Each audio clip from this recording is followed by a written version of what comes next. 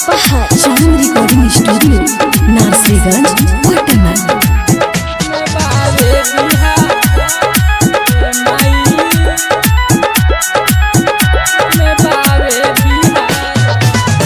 कैसे करी पूजन दुर्गा मैया के हम गंगा मैया तो कैले बारे पूरा हरदम।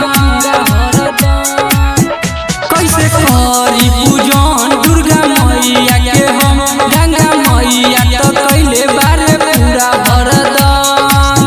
हे माई राउर होई सहैया दुख में पावे बिहार। हे माई बेटा करे गोहार। हे माई दुख में पावे बिहार। हे माई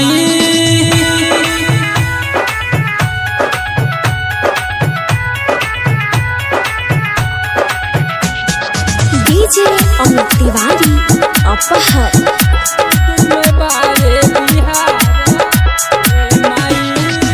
भागलपुर डूबल डूब गईले पटना गंगा मैया हो गईल तू अतना।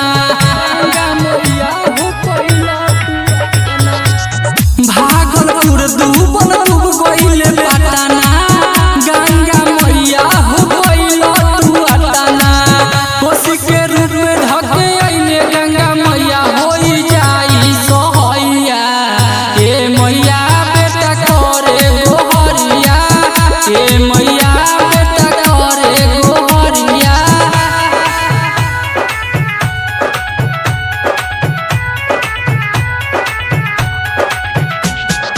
डीजे अमित तिवारी अपहर